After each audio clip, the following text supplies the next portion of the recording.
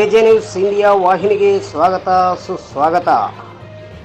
ಇಂದು ಸಿರುಗುಪ್ಪ ತಾಲೂಕಿನಲ್ಲಿ 133ನೇ ಬಾಬಾ ಸಾಹೇಬ್ ಅಂಬೇಡ್ಕರ್ ಜಯಂತಿಯನ್ನು ಅದ್ಭುತವಾಗಿ ಆಚರಣೆ ಮಾಡಲಾಯಿತು. ಈ ಸಂದರ್ಭದಲ್ಲಿ ಮಾಜಿ ಶಾಸಕರಾದ ಎಂ.ಎಸ್. ಸೋಮಲಿಂಗಪ್ಪ ಅವರು ಭಾಗವಹಿಸಿ ಅದೇ ರೀತಿಯಾಗಿ ಅಂಬೇಡ್ಕರ್ ವೃತ್ತದಲ್ಲಿರುವಂತಹ ಅಂಬೇಡ್ಕರ್ ಪುತ್ಥಳಿಗೆ ಮಾಲಾರ್ಪಣೆ ಹಾಕುವುದರ ಮೂಲಕ ಸ್ವಾಗತಿಸಿ ಜನರನ್ನುದ್ದೇಶಿಸಿ ಮಾತನಾಡಿದರು.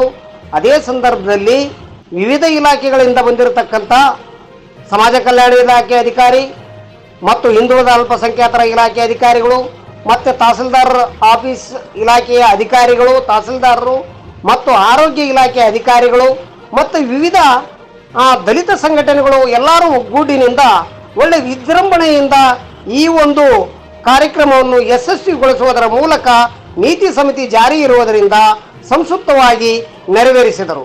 ಕೆಜೆ ನ್ಯೂಸ್ ಇಂಡಿಯಾ ವಾಹಿನಿ ವರದಿಗಾರರು ವಿ. ಗುರುಸ್ವಾಮಿ, ಸಿರುಗುಪ್ಪ.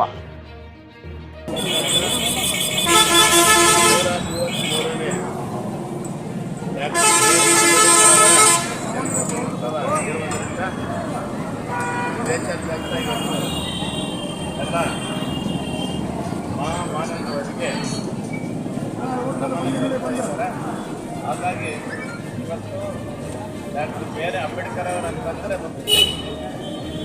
ಅದೊಂದೆಲ್ಲ ಆ ಶಕ್ತಿ ಏನು ನಮಗೆ ಸಂವಿಧಾನ ಪಟ್ಟಿದ್ದಾರೋ ಇಂಥ ಮಗ ಭೂಮಿಗೆ ಬಿದ್ದರೆ ಅದಕ್ಕೆ ಒಂದು ಕಾನೂನು ಅಡಾಪ್ಟ್ ಆಗ್ತಿದೆ ಅನ್ನೋ ಒಂದು ಮಾತು ಎಲ್ಲರಿಗೆ ಹೇಳಿರ್ತಕ್ಕಂಥ ಮಾತು. ಹಾಗಾಗಿ ಆ ಶಕ್ತಿ ಲೋಕಸಭೆ ಮತ್ತು ವಿಧಾನಸಭೆ ಈಗ ಏನು ಬಸವಣ್ಣವರು ಮತ್ತು ಬುದ್ಧರವರು ಕನಕದಾಸರವರು ಅವರು ಕೊಟ್ಟಿರ್ತಕ್ಕಂಥ ಮಾತುಗಳಲ್ಲಿ ಇವರು ನಡ್ಕೊಂಡು ಅವರಂತೆ ಇವರು ಡಾಕ್ಟರ್ ಬಿ ಆರ್ ಅಂಬೇಡ್ಕರ್ ಅವರು ಆಗಿದ್ದಾರೆ ಅಂತ ಮಾತು ನಾನು ಹೇಳುತ್ತೇನೆ. ಬಾಬಾ ಸಾಹೇಬ್ ಬಿ ಆರ್ ಅಂಬೇಡ್ಕರ್ ಅವರ 133ನೇ ಜಯಂತಿಯ ಶುಭಾಶಯಗಳನ್ನು ಎಲ್ಲರಿಗೂ ತಿಳಿಸುತ್ತಾ, ಬಾಬಾ ಸಾಹೇಬರವರ ತತ್ವ ಆದರ್ಶಗಳನ್ನು ಎಲ್ಲರೂ ಪಾಲಿಸಿಕೊಂಡು ಹೋಗೋಣ ಅಂತ ಎಲ್ಲರನ್ನು ಕೇಳ್ಕೊಳ್ತಾ ನಾನು ಹೇಳ್ತೀನಿ. ನಾವು ಪ್ರತಿ ಸಲ ಈ ಒಂದು ನೋವನ್ನು ಅನುಭವಿಸ್ತೀವಿ. ಮೊನ್ನೆ ತಾಲೂಕು ಆಡಳಿತ ಮಂಡಳಿಗೆ ಹೇಳಬೇಕಾಗಿದೆ. ಇದು ತಾವು ಕೂಡ ಸಂದರ್ಭದಲ್ಲಿ ಮೀಟಿಂಗ್ನಲ್ಲಿ ಮಾತಾಡಬೇಕಾಗುತ್ತೆ. ನಾವು ಏಪ್ರಿಲ್ 14 ಅಂತಂದರೆ ಕಳೆದ ವರ್ಷ ಚುನಾವಣೆ ಬಂದಿತ್ತು. ಈ ವರ್ಷ ಚುನಾವಣೆ ನೀವು ಯಾವಾಗಲೇ ತಗೊಂಡ್ರೂ ಕೂಡ ಚುನಾವಣೆಯಲ್ಲೇ ಈ ಜಯಂತಿಯನ್ನು ಆಚರಣೆ ಮಾಡ್ಕೊಳ್ಳುವಂಥ ಒಂದು ದುರ್ಗತಿ ನಮಗೆ ಬಂದಿದೆ. ನಾವು ಒಂದು ಚುನಾವಣೆ ಕಮಿಷನ್ಗೆ ಕೇಳ್ಕೊಳ್ಳೋದಿಷ್ಟೇ, ಇವತ್ತು ಕೋಟ್ಯಾಂತರ ಜನರು ಏನು 140 ಕೋಟಿ ಜನರು ಆರಾಧಿಸುವಂಥ ಸಂವಿಧಾನ ಶಿಲ್ಪಿ ಅಂಬೇಡ್ಕರ್ ಜಯಂತಿ ಮಾಡಬೇಕಾದಾಗ ಇಂಥ ಒಂದು ಸಂದಿಗ್ಧ ಪರಿಸ್ಥಿತಿಯಲ್ಲಿ ತಂದಿಡೋದು ಸರಿಯಲ್ಲ ಅಂತ ಚುನಾವಣೆ ಕಮಿಷನ್ಗೆ ಈ ಮೂಲಕ ತಿಳಿಸುತ್ತಾ, ಮುಂದಿನ ದಿನಗಳಲ್ಲಾದರೂ ಕೂಡ ಒಂದು ಏಪ್ರಿಲ್ 14 6ನೇ ದಿನವೇ ಚುನಾವಣೆ ನೀತಿ ಜಾರಿ ತರಬೇಕು ಅಂತ ಒಂದು ಕಾನೂನು ಬರಬೇಕು ಅಂತೇಳಿ ಸಂದರ್ಭದಲ್ಲಿ ಕೇಳ್ತಾ ಇದ್ದೀವಿ. ಇದು ಅಧಿಕಾರಿಗಳ ಮುಂದೆ ಕೇಳೋದಷ್ಟು ಗೊತ್ತಿಲ್ಲ, ಆದರೆ ಅವ್ರು ನಮ್ಮ ದಂಡಾಧಿಕಾರಿಗಳಾಗಿರೋದ್ರಿಂದ ಅವ್ರ ಹತ್ರ ನಾವು ಬೇಡಿಕೆಬೇಕಾಗಿದೆ. ಇದು ಇವತ್ತೇನೇ ನಾವು ಸರಳವಾಗಿ ಮಾಡಿರ್ಬೋದು. ಇವತ್ತು ಹಳ್ಳಿಗಳಲ್ಲಿ ನಾನು ಈಗಾಗಲೇ ಒಂದು 4 ಹಳ್ಳಿಗಳಿಗೆ ಹೋಗಿ ಬಂದಿದ್ದೀನಿ ಮತ್ತು ಇನ್ನೂ ಭಾಳಷ್ಟು ಹಳ್ಳಿಗಳಲ್ಲಿ ಕೂಡ ಒಂದು ಹಬ್ಬದ ವಾತಾವರಣದಲ್ಲಿ ಇದನ್ನು ಆಚರಣೆ ಮಾಡ್ತಾ ಇದ್ದಾರೆ. ಅಂದರೆ ಇವತ್ತು ಗೊತ್ತಾಗಿದೆ ಸಂವಿಧಾನ ಎಲ್ಲ ಜಾತಿ ಜನಾಂಗವರಿಗೆ ಸಂವಿಧಾನ ಏನು ಕೊಟ್ಟಿದೆ, ಸಂವಿಧಾನದಲ್ಲಿ ಏನೇನು ನಮಗೆ ರಕ್ಷಣೆ ಸಿಗುತ್ತದೆ ಅನ್ನೋದ್ರ ಬಗ್ಗೆ ಈಗಾಗಲೇ ಗೊತ್ತಾಗಿದೆ. ಹಾಗಾಗಿ ನಾವು ಹೇಳೋದೇ ಬೇಡ, ಚಿಕ್ಕ ಮಕ್ಕಳಿಂದ ಹಿಡಿದು ಎಲ್ಲ ಊರಿನ ಪ್ರಮುಖರು ಸೇರಿ ಆಚರಣೆ ಮಾಡ್ತಿರೋದು ನಮಗೆ ಖುಷಿ ತಂದಿದೆ.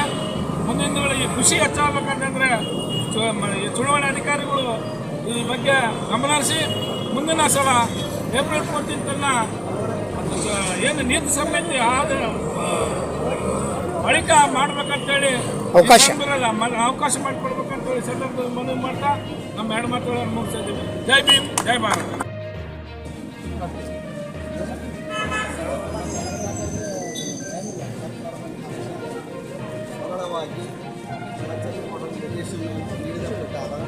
ಇಂದು ಮಾನ್ಯ ಡಾಕ್ಟರ್ ಬಿ ಆರ್ ಅಂಬೇಡ್ಕರ್ ಅವರ 133ನೇ ಜನ್ಮದಿನ ಜಯಂತಿಯನ್ನು ನಾವು ಸರಳವಾಗಿ ಆಚರಣೆ ಮಾಡುತ್ತಿದ್ದೇವೆ. ಇಂದಿನ ಜಯಂತಿಗೆ ಹಾಜರು ಎಲ್ಲ ಸಮಸ್ತ ಜನರಿಗೆ ಜನ್ಮದಿನದ ಶುಭಾಶಯಗಳನ್ನು ಕೋರುತ್ತೇವೆ. ತಾಲೂಕಾಡಳಿತ ಪರವಾಗಿ ಶುಭಾಶಯಗಳು.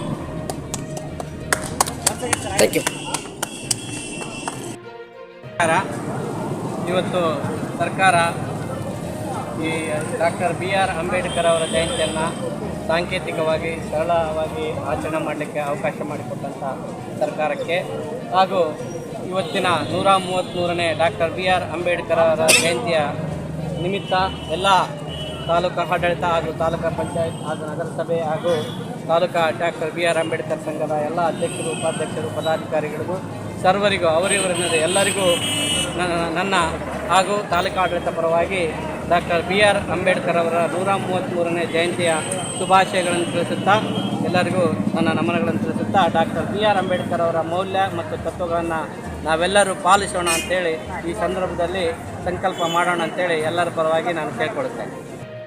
ಸರ್ಕಾರದ ಆಧೀನದಲ್ಲಿ ನಾವೆಲ್ಲರೂ ಆಚರಿಸಲಾಯಿತು. ಎಲ್ಲ ಸಂಘ ಸಂಸ್ಥೆಯವರು ಹಾಗೂ ಎಲ್ಲ ನಮ್ಮ ದಲಿತ ಬಂಧುಗಳು ಎಲ್ಲರೂ ಸೇರಿ ಇವತ್ತು ವಿಜೃಂಭಣೆಯಿಂದ ಆಚರಣೆ ಮಾಡಿದ್ದೇವೆ. ಅದೇ ರೀತಿಯಾಗಿ ಎಲ್ಲ ನಮ್ಮ ಹಳ್ಳಿಗಳಲ್ಲಿ ಕೂಡ ಎಲ್ಲ ನಮ್ಮ ಜನರು ಈಗೀಗಲೇ ಹಬ್ಬ ಥರ ಮಾಡಿಕೊಂಡು ಕಾರ್ಯಕ್ರಮವನ್ನು ಆಚರಿಸುತ್ತಿದ್ದಾರೆ ಅಂತ ಈ ಸಮಯದಲ್ಲಿ ನಾನು ತಿಳಿಸೋಕೆ ವ್ಯಕ್ತಪಡ್ತೇನೆ.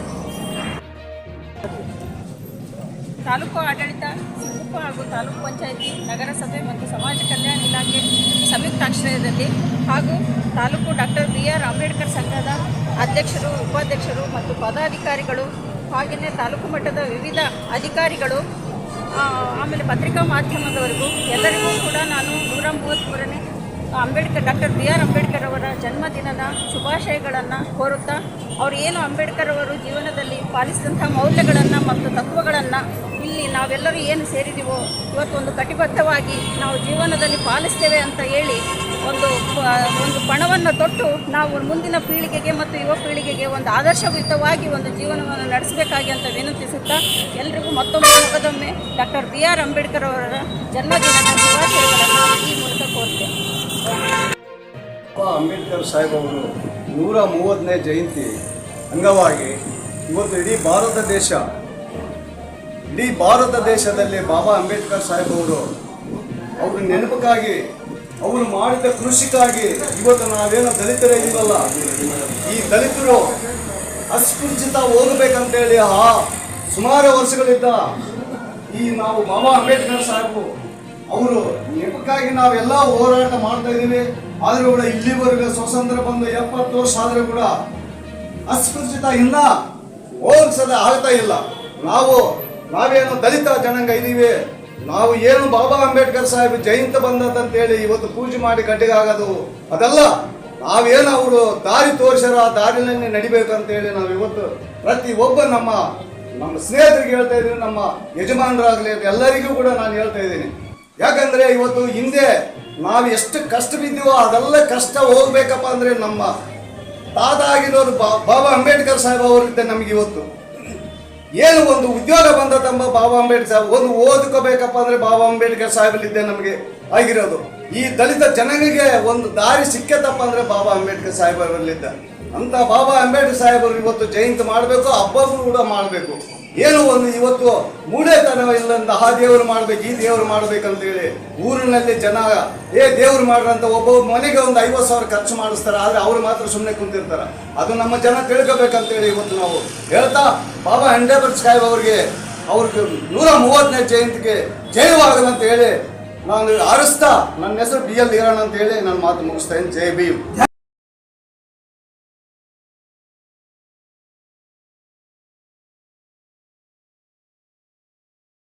ಈ ಚಾನೆಲ್ ಅನ್ನು ಸಬ್ಸ್ಕ್ರೈಬ್ ಮಾಡಿ ಮತ್ತು ಪಕ್ಕದಲ್ಲಿರುವ ಬೆಲ್ ಬಟನ್